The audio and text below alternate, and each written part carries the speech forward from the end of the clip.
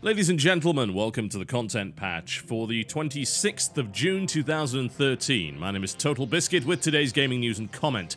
Coming up in the show, Saints Row 4 has been refused classification in Australia. We'll find out why a little bit later on in the show. Publishers may start funding old-school RPGs, so says Chris Avalon. And since it's a fairly light news day, we'll be taking a few of your questions from Formspring. All this in the OC Remix track of the day is coming your way right about now. The Australian government's classification board has announced that Saints Row 4 will be the first computer game refused classification under the new guidelines for the actual classification of video games. This is, of course, since the introduction of a new adults-only R18 plus restricted rating. Now, the justification behind it was explained in a media release by the acting director of the board, Sir Donald MacDonald. Someone's parents didn't quite think that one through. Whatever the case, it has been refused classification under the guidelines for classification of computer games. These are the new guidelines that were introduced on the 1st of January 2013. The classification board classifies the game RC, refused classification. In the board's opinion, Saints Row 4 includes interactive visual depictions of implied sexual violence which are not justified by context. In addition, the game includes elements of illicit or prescribed drug use related to incentives or rewards. Such depictions are prohibited by the computer game's guidelines. He went on to explain that since the introduction of the new guidelines, the board has classified 17 games as R18 plus rating, and this would be the first that they have refused classification under the new guidelines. Needless to say, before those guidelines were put in place, the refusal of classification was commonplace because there was no 18 plus rating. There was only a 15 plus, which did not really apply to an awful lot of titles. So that, as they say, is that. That's pretty much going to force Saints Row to either not be sold in that country or be censored for Australia and then reclassified. Now, I've been looking at the ratings themselves. The R18 plus rating requirement has a few caveats, yeah? Themes, violence, and coarse language are virtually unrestricted, yeah? So you can pretty much do whatever you want in that respect. However, sexual violence is not allowed to be depicted but implied only if justified by context, and drugs related to incentive or rewards must be kept to a bare minimum. Now, according to the classifications board, that was not the case with Saints Row 4. The notion that there's a lot of sexual violence in that game is interesting. I have to wonder if they believe that running around with a gigantic purple dildo beating people to death is considered sexual violence. I'm not really sure that that counts. I mean, the idea of sexual violence, one would assume, would be to cover the areas of sexual assault and full-on rape. Something that I very much doubt is actually included in Saints Row 4 in any real capacity. So I have to wonder what they're specifically referring to there. But then you've got this whole drugs thing, and yeah, that's a bit of a catch, isn't it? The use of illicit or prescribed drugs related to incentives or rewards. Now, the guidelines say this must be kept to a bare minimum. Evidently, Saints Row 4 does not do that. So, under the classification, they are well within their rights to do this. Let's not beat around the bush there. I think their interpretation of sexual violence is most likely overstated.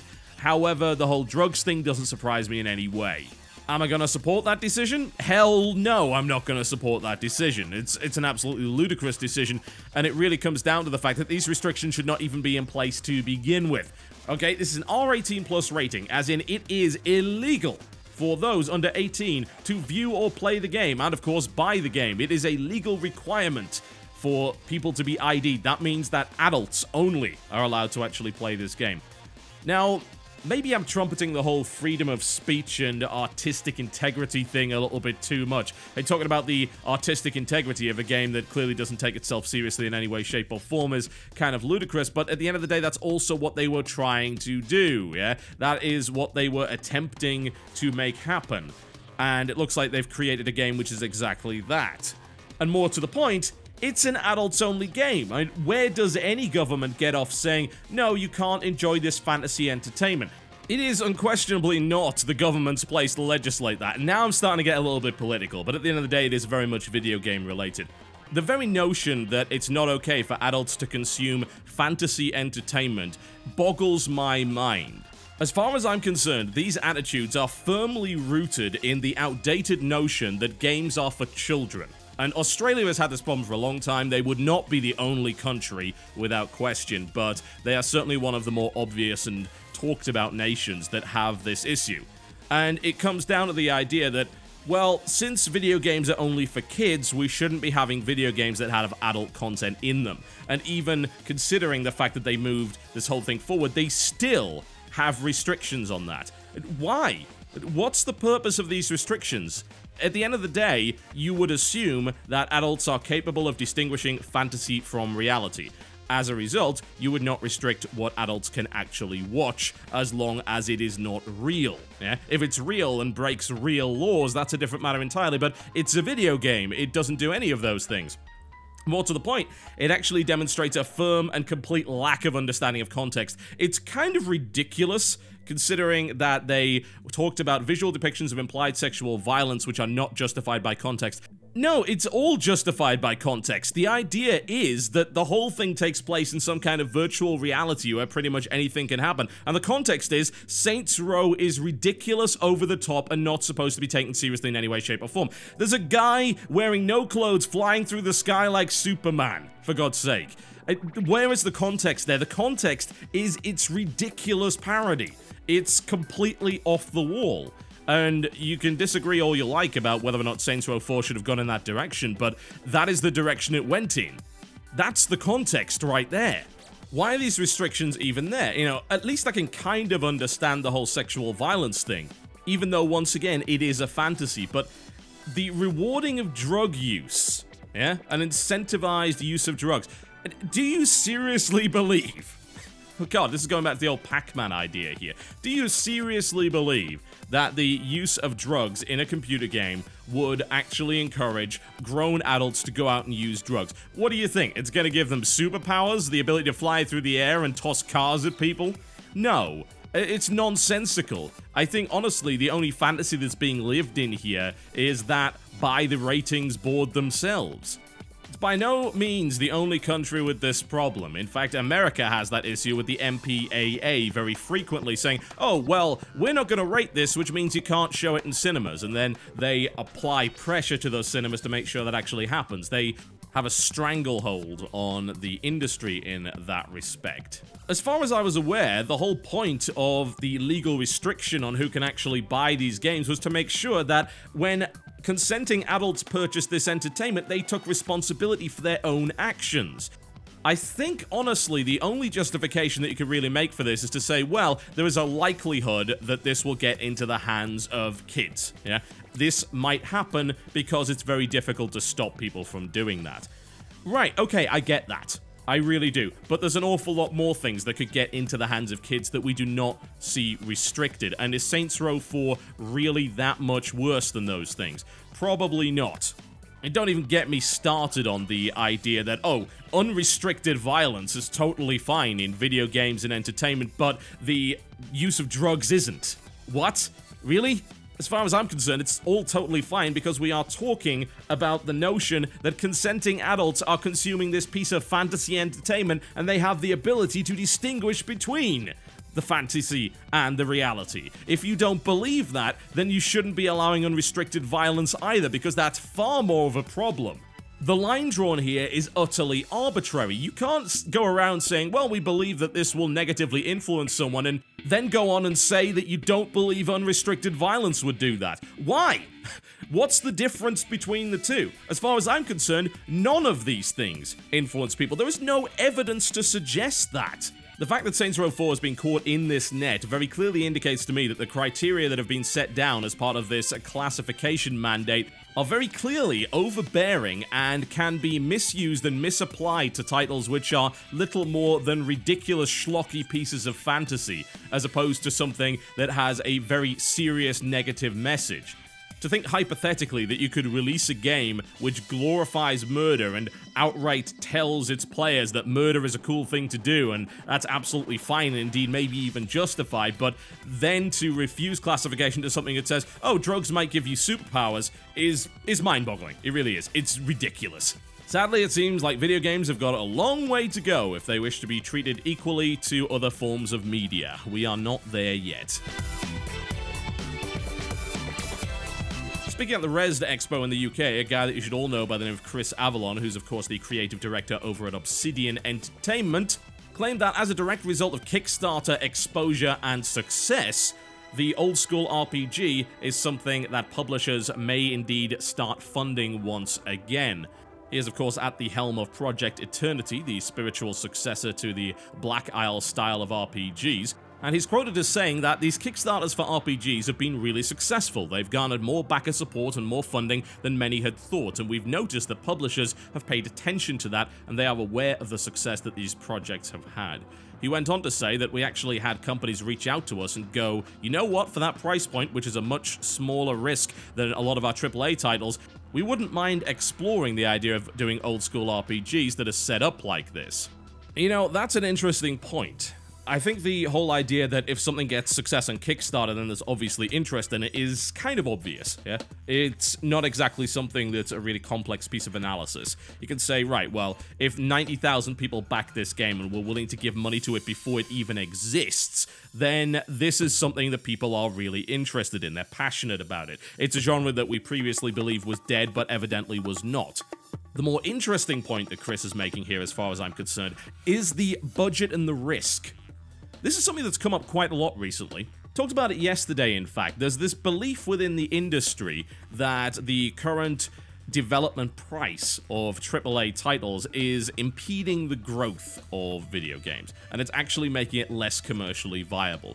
There are an awful lot of people within this industry that are saying games are becoming too expensive to make, and as a direct result, risks cannot be taken. When risks do get taken and the game does not, in fact, give the return that the publisher was hoping for, then you end up in an awkward spot where the studio may indeed shut down, or where the publisher, or indeed the entire industry, might just say, look, this genre is clearly not commercially viable, so we're not going to make any more of them.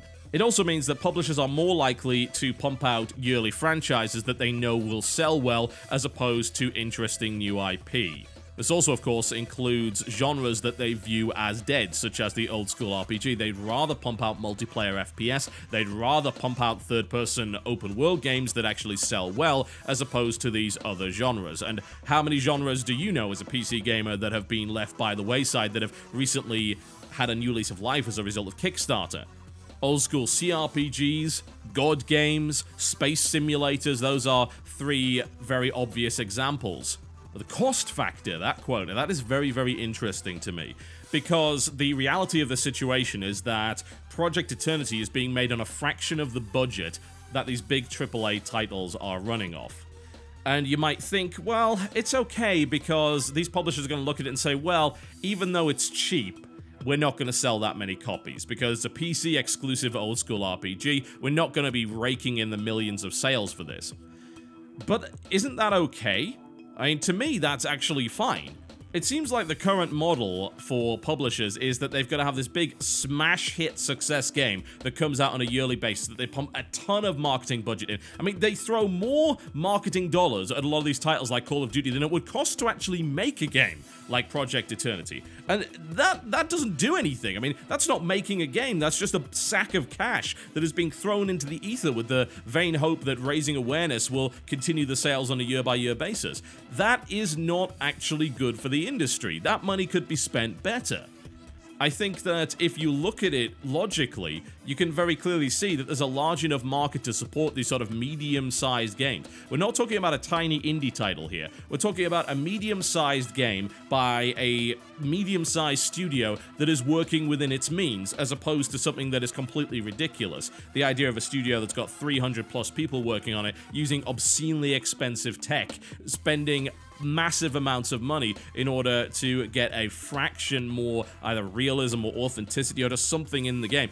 Paying big name voice actors, celebrity voice actors to actually put their voices in the title. You don't need that to be a successful game. You really don't.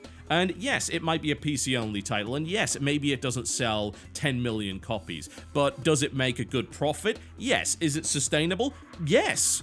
These budgets never used to exist, and yet we used to get games that really did the trick in terms of their actual depth and just how fun they were to play. Were they graphically impressive compared to stuff that came out now? Well, no, but you don't have to go ridiculously far in that respect. Your game doesn't have to be The Witcher 3 in order to be beautiful, and of course, oddly enough, The Witcher games actually didn't cost all that much to make. The initial budget of The Witcher 2 was 27 million Polish zloty. If you want to know what that is, that's about $8 million. Now, the claim was that it went over budget to just exceed about 30 million, but even then, that's not a lot of money. Yeah, you're talking about a AAA title with some of the best graphics that we've ever seen. A lengthy title with a ton of content that was supported with an awful lot of free updates after the fact, and that did not cost anywhere near as much as the budget of something like, say, Call of Duty. More to the point, if you look at the marketing budgets, that's what goes crazy. There was a claim in 2011 by John Rictello, and this was sourced from Eurogamer, that the Battlefield 3 versus Call of Duty marketing battle would cost publishers $200 million. $200 million! How many Project Eternities do you make for that? Lots. How much marketing budget do you really need to actually push a game like that? Well, in this case, none. The whole Kickstarter process actually provided the marketing budget. It's interesting, isn't it? You get the privilege of advertising your product and having it posted all over the internet, and yet the viewers themselves, the backers, are actually paying for the privilege of doing that. It's really quite genius when you think about it. But it, in my opinion, very clearly shows that budgets have gone just a little bit crazy, and it's very possible indeed to actually make these titles and turn a profit with them. I suppose, though, the real evidence is going to come down to when these things actually come out. We have seen some Kickstarter games released already. We don't necessarily know precise figures on a lot of them. I want to see some of these so-called bigger budget, these kind of premium indies come out. We're talking about Shadowrun Returns, Project Eternity, Wasteland, Torment, Broken Age, that kind of thing. I have no doubt that Chris Avalon has a very good point here, but of course it all comes down to the numbers, doesn't it? So I'm intrigued to see what happens there. Alright, time for some user questions. Let's get controversial! Oh yes, I love it when this happens. This question comes in from Mr. Fred AGSMY. What the hell? I mean, come on, really? This is not even a real thing. He says, when Yog Ventures is released, and if you do a video on it, do you think your friendship with Simon and Lewis will affect your opinion? This is a really interesting question, because it actually touches on more than maybe even the guy asking it realizes.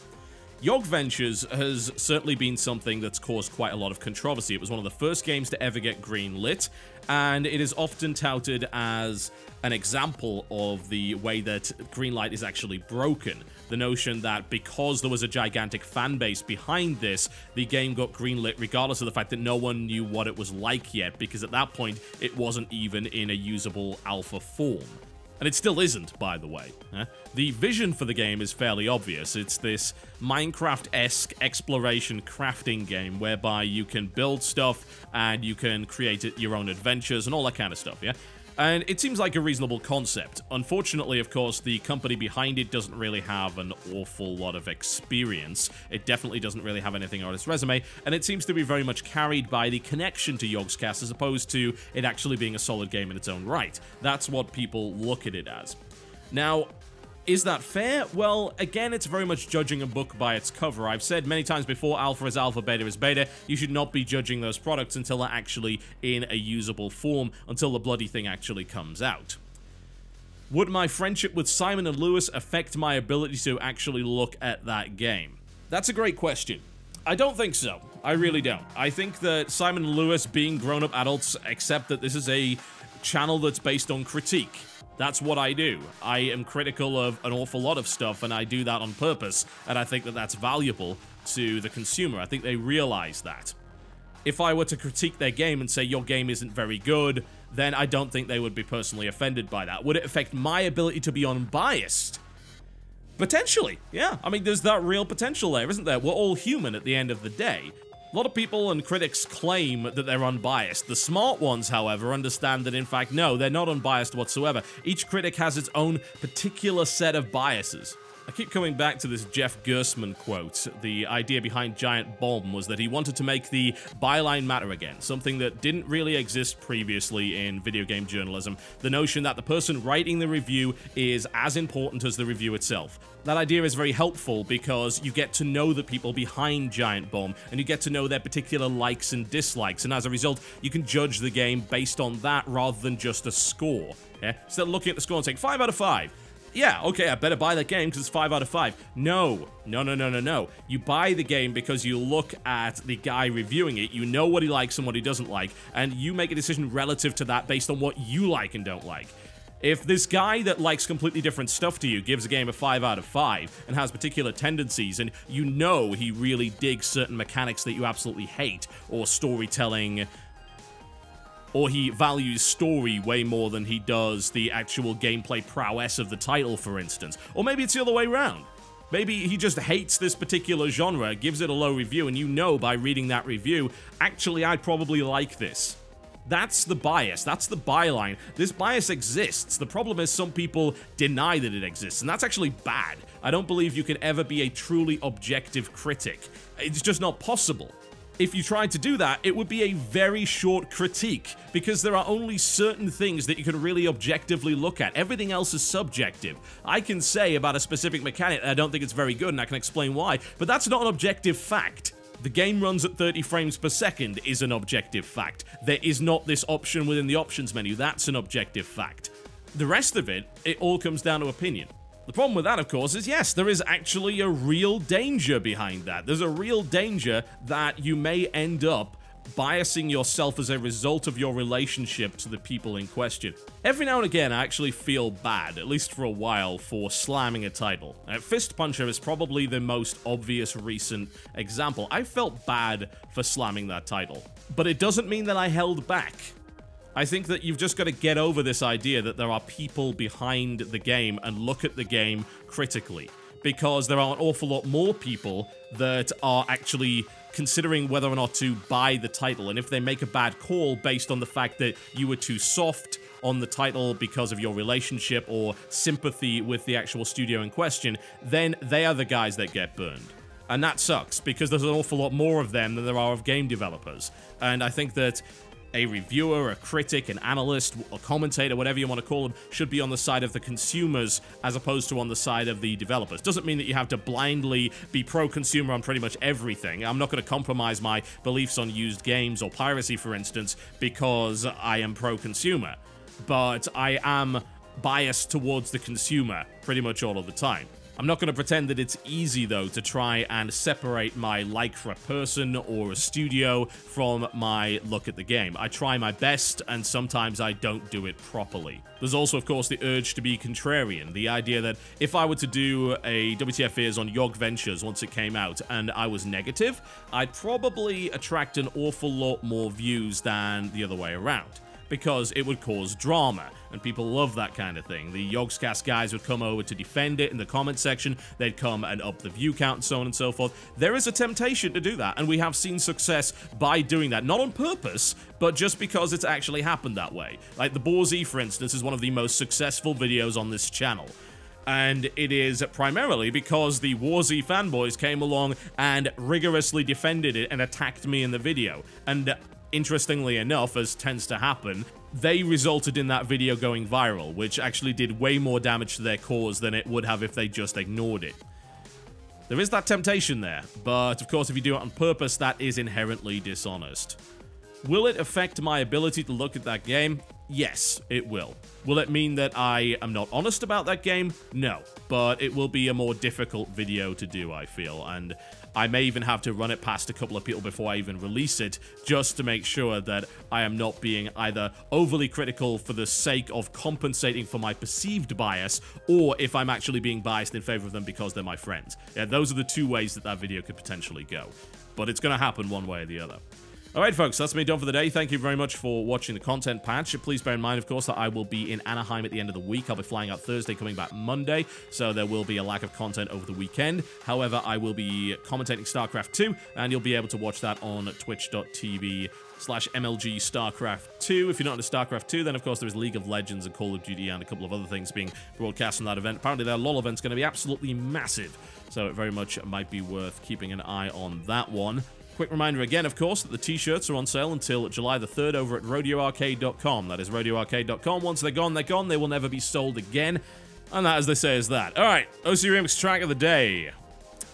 It's not often that E-Honda gets a lot of attention when it comes to remixes or anything like that. Everyone loves to remix. Ken Guile and Ryu. E-Honda, not so much, and that's actually a little bit of a shame. Thankfully, DJ Pretzel believed that it would be a good idea, and the name of the track is High 500, and this is, of course, based on the E-Honda stage. I really like this an awful lot. It's nice and energetic. It's a little bit unusual. It's a rather cool use of the vocoder in this track. I like it a lot, so hopefully you will too. You can download it in the description below this video, and I will see you next time.